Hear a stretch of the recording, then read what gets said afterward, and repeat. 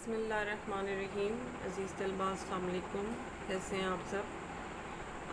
بچوں، اس سے پہلے والا لیکچر جو تھا اس میں نے آپ کو سر سید احمد خان جو کہ اس سبق کے مصنف ہیں قومی اتفاق، ان کے متعلق بتایا تھا، ان کا تعارف جو ہے وہ میں نے آپ کو سمجھایا تھا۔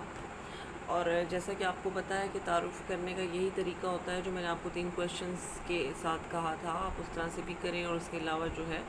اس میں سے معروضی سوالات جو ہیں آپ جتنے بنا سکتے ہیں 25 وہ معروضی سوالات بھی آپ نے اپنی نوٹ بک میں بنانے ہیں، اور اس کے علاوہ 3 کویشچنز، ایک ان کے حالات زندگی پر، ایک اسلوب پر، ایک تصانیف پر۔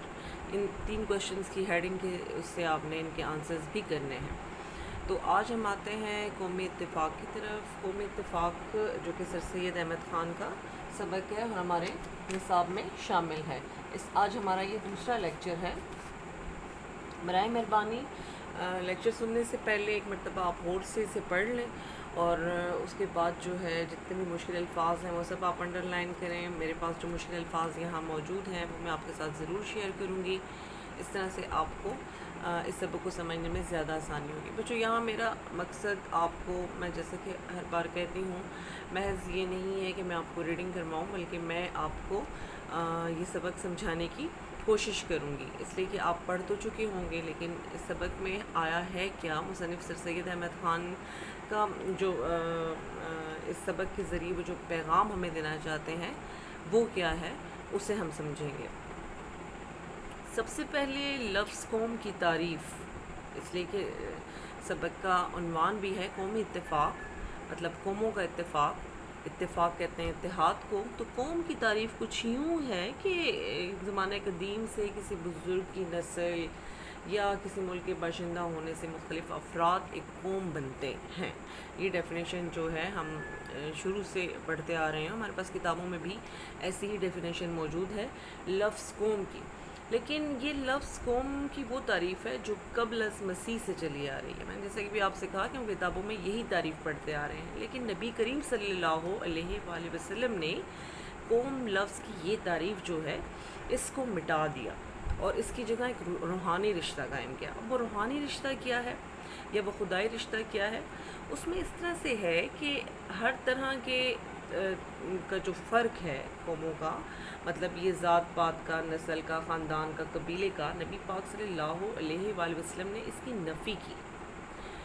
آپ جس خاندان، انہوں نے فرمایا کہ مطلب انسان جس خاندان، جس قبیلے، جس ملک یا جس قوم سے بھی تعلق رکھتا ہو، اس کی پہچان کلمہ طیبہ ہے۔ جی ہاں، لا الہ الا اللہ محمد رسول اللہ۔ ہم اس کا سچے دل سے اقرار کرنے کے بعد، دل اور زبان سے اقرار کرنے کے بعد مسلمان کہلاتے ہیں۔ اور یہی وہ ہے کہ مطلب لا الہ الا اللہ، اللہ کے سوا کوئی معبود نہیں، محمد رسول اللہ، حضرت محمد صلی اللہ علیہ وآلہ وسلم جو ہیں وہ اللہ کے رسول ہیں، یہی ہمارا ایمان ہے۔ تو یہ ایک وہ رشتہ ہے، روحانی اور خدائی رشتہ ہے، جو ایک مسلمان کو دوسرے مسلمان سے جوڑتا ہے۔ وہ مسلمان چاہے جہاں بھی رہتا ہو دنیا میں، یہاں پر اب جغرافیائی جو حدود ہیں اس کا کوئی اسے ختم کر دیا گیا، مٹا دیا گیا، چاہے وہ جس رنگ کا ہے، چاہے وہ جس نسل کا ہے، چاہے وہ جس خاندان سے تعلق رکھتا ہے، چاہے اس کا ملک جو بھی ہے، اگر وہ کلمہ گو ہے، یہ کلمہ پڑھتا ہے، دل سے اور زبان سے اس کا اقرار کرتا ہے، تو وہ دوسرے مسلمان کا بھائی ہے۔ اس کی گواہی جو ہے قرآن پاک میں بھی ہمیں اس کی شہادت ملتی ہے کہ بے شک تمام مومن آپس میں بھائی بھائی ہیں، بس اپنے بھائیوں کے مابین مصالحت کراؤ اور اللہ سے ڈرو تاکہ تم پر رحم کیا جائے۔ یہاں پر لفظ جو ہے مومن استعمال ہوا ہے، مومن مطلب ایمان لانے والا، تو وہ آپس میں انہیں بھائی بھائی کہا گیا ہے۔ تو مراد یہی کہ ایک مسلمان جو ہے وہ دنیا کے جس کونے میں بھی ہے، اس کا اپنے دوسرے مسلمان سے ایک رشتہ ہے۔ اس طرح یہ جو ایک نسلی یا ملکی جو ایک تفرقہ ہے وہ مٹ گیا، اور نبی پاک صلی اللہ علیہ وآلہ وسلم نے تمام مسلمانوں کو ایک خدائی رشتے میں باندھ دیا۔ ٹھیک بچوں، اس کے بعد ہم آتے ہیں کہ مسلمانوں کو بھائی بھائی تو کہہ دیا، اس قرآن پاک جو کہ ایک مکمل کتاب ہے اور ہمارا اس پر ایمان ہے، اس میں بھی بھائی بھائی کا لفظ استعمال ہوا، تو آیا آج کا مسلمان دوسرے مسلمان کا بھائی ہے؟ یہ اب وہ سوال ہے جو سر سید احمد خان اپنے اس سبق کے ذریعے ہم تک پہنچا رہے ہیں۔ اگر ہم خود سوچیں، میں سوچوں، آپ سوچیں، تو آپ خود ایک کریں کہ آیا آج کا مسلمان اپنے دوسرے مسلمان کا بھائی ہے؟ تو یہ ہمیں بالکل جواب جو ہے وہ ہم اپنے اندر سے اگر معلوم کریں گے تو وہ جواب ہمارا نفی میں ہوگا۔ کیوں؟ اس لیے کہ مسلمان جو ہیں وہ بٹ چکے ہیں مختلف فرقوں میں، ٹھیک ہے؟ مختلف فرقوں نے مسلمانوں کے اتحاد کو کمزور کر دیا ہے، مسلمانوں کا جو اتحاد ہے، اتفاق ہے، وہ کٹ کر رہ گیا ہے، اور یہی وہ اصل چیز ہے جو سر سید احمد خان جس طرف ہماری توجہ دلانا چاہ رہے ہیں۔ آج کا مسلمان بالکل حضرت یوسف علیہ السلام کا واقعہ جس کا قرآن پاک میں بھی ذکر ہے، ان کے ستیلے بھائیوں کا، کہ ان کے بھائی جو ہیں وہ بھائی ہونے کے باوجود اپنے بھائی سے کس قدر بغض اور حسد رکھتے تھے، یہاں تک کہ انہیں مارنے کی انہوں نے کوشش کی، لے گئے جنگل میں، لے گئے وہاں جا کر ایک اندھیرے کنویں میں انہیں گرا دیا۔ تو یہ مطلب ہماری مثال بھی بالکل ایسی ہی ہے، ہر مسلمان جو ہے وہ دوسرے مسلمان کو نیچا دکھانا چاہتا ہے، اور اپنی صرف انفرادی طور پر مطلب اپنی ذات کو جو ہے اہمیت دیتا ہے۔ تو وہ اجتماعی جو ایک جماعت کی، جمعیت کی جو ایک برکت ہے، وہ ہمیں کہیں بھی نظر نہیں آتی ہے۔ جی بچوں، تو اسی طرح سے اب یہ اس چیز کو جو مٹانے والی بات آتی ہے، تو ہم دیکھتے ہیں امام ابو حنیفہ جو امام اعظم بھی کہلاتے ہیں، اور اہل جو سنی جو ہیں، ان سے جو تعلق رکھنے والے لوگ ہیں، جیسے کہ اکثریت ہے جو سنی کہلاتی ہے، مختلف فرقے ہیں ان میں، مطلب ایک بڑا فرقہ جو ہے تو وہ امام ابو حنیفہ کو ماننے والا ہے، ان میں سے ہم بھی ہیں۔ تو امام ابو حنیفہ کہتے ہیں کہ ہم اہل قبلہ کو کافر نہیں کہتے۔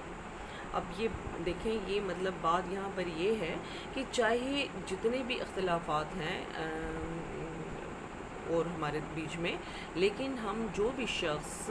کلمہ گو ہے اور خانہ کعبہ کی طرف سر بسجود ہوتا ہے، ہم اسے کافر نہیں کہہ سکتے، وہ مسلمان ہے جو بھی خانہ کعبہ کی طرف سجدہ کرتا ہے۔ ایسا کہنا امام ابو حنیفہ کا ہے، امام ابو حنیفہ کا ایسا کہنا ہے، اور یہی وہ چیز ہے کہ جو ہمیں ان تفرقوں سے، ان فرقوں سے نکال سکتی ہے۔ دیکھیں، اگر ہم اپنے روزمرہ معاملات پر غور کریں نا، تو ہماری جو روز کی زندگی ہوتی ہے اس میں دو طرح کے معاملات ہوتے ہیں، ہم دو طرح کے کام سر انجام دیتے ہیں۔ ایک ہوتا ہے دنیا داری اور دوسرا ہوتا ہے دین داری۔ تو اب ہم اس چیز کو، اس فرقہ واریت کو کس طرح سے ختم کر سکتے ہیں، کس طرح سے کم کر سکتے ہیں؟ اس کا طریقہ یہ ہے کہ دین داری کا معاملہ جو ہے اس کو ہر انسان کا ذاتی ہے، کیونکہ انسان جو بھی کرتا ہے، اس کے جیسے بھی اعمال ہیں، اس کی جیسی عبادات ہیں، اس کے جس طریقے سے وہ اپنے فرائض پورے کر رہا ہے، احکام الہی کو جس طریقے سے بھی وہ پورا کر رہا ہے، اس کا جواب دہ وہ خود اللہ تعالیٰ کو ہے۔ تو اس لیے ہمیں کسی کے دین والا جو معاملہ ہے اس میں ہمیں بالکل بھی دخل اندازی نہیں کرنی چاہیے، یہ ایک طریقہ ہے۔ اور دنیا داری جس میں کہ حقوق العباد بھی آتے ہیں، اس میں پھر ہمیں دوسروں کے ساتھ اپنے تعلقات جو ہیں، خاص کر اپنے مسلمان بھائیوں کے ساتھ اپنے تعلقات جو ہیں ان کو استوار کرنا چاہیے، محبت سے ایک دوسرے کی کا خیال رکھ کے، ایک دوسرے کا ہمدرد بن کے ہم دنیا داری کو تو نبھا سکتے ہیں، لیکن دین داری کے معاملات میں ہمیں دوسروں کے بالکل بھی دخل اندازی نہیں کرنی چاہیے۔ ہمارے لیے بس اتنا ہی کافی ہونا چاہیے کہ ایک شخص مسلمان ہے، وہ کلمہ پڑھتا ہے اور خانہ کعبہ کی طرف سر بسجود ہو رہا ہے، تو پھر ہمیں اس کے دین کے معاملے میں بالکل بھی دخل اندازی نہیں کرنی چاہیے۔ یہ اتنا آسان نہیں ہے، اس لیے کہ ہر شخص اپنے فرقے میں یہ سوچتا ہے، یہ سمجھتا ہے کہ دوسرا غلط ہے، لیکن چونکہ ہم نے مسلمانوں کا اتحاد، اتفاق جو ہے اس کو اکٹھا کرنا ہے، مسلمانوں کو جوڑنا ہے، ان میں محبت جو ہے اس کو پروان چڑھانا ہے، تو اس کے لیے سب سے اہم چیز یہی ہے کہ ہم دینداری کے معاملات میں دوسروں کے ساتھ جو ہے بحث و مباحثہ نہ کریں، اور ہر شخص کو اس چیز میں کھلی آزادی ہے، کیونکہ مرنے کے بعد ہر انسان نے اپنے اعمال کا حساب جو ہے، جواب جو ہے وہ خود دینا ہے۔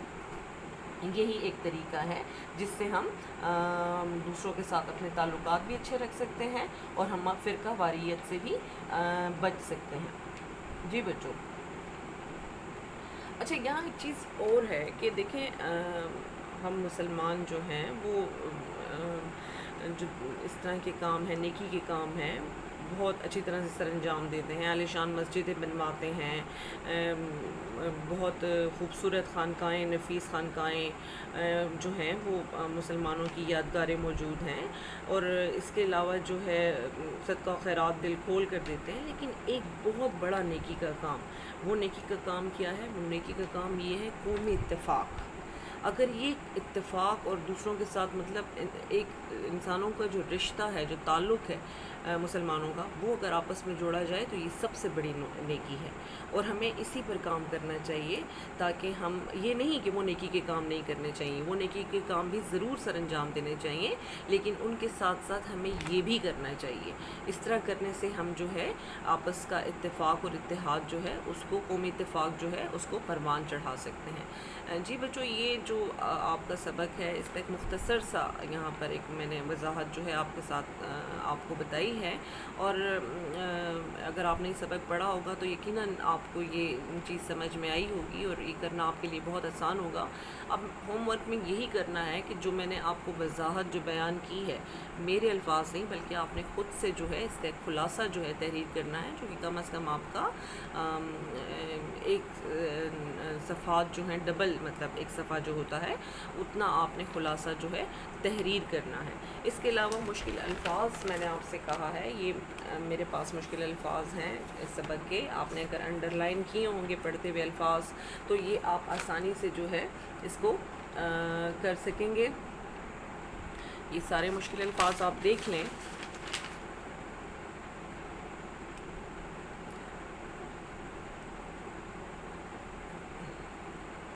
جی بچوں، یہ مشکل الفاظ ہیں اس سبق کے، اور انشاءاللہ آپ کو سمجھنے میں، سبق سمجھنے میں ان مشکل الفاظ کی وجہ سے بہت آسانی ہوگی۔ انشاءاللہ ہم اپنے اگلی لیکچر میں اس سبق کی مشق کریں گے۔ میں نے آپ کو ہوم ورک دیا ہے کہ آپ نے اس سبق کا خلاصہ، اور یہ جتنے بھی مشکل الفاظ ہیں یہ سارے آپ نے اپنی نصابی کتاب پر، یہ جو آپ کا چیپٹر ہے جو آپ نے الفاظ انڈر لائن کیے ہوئے ہیں ان پر یہ سارے مشکل الفاظ کے معنی آپ اپنی کتاب پر ہی لکھیں گے، اور جو خلاصہ میں نے آپ سے کہا ہے وہ آپ نے اپنی نوٹ بک میں کرنا ہے۔ اپنا بہت زیادہ خیال رکھیں۔ شکریہ۔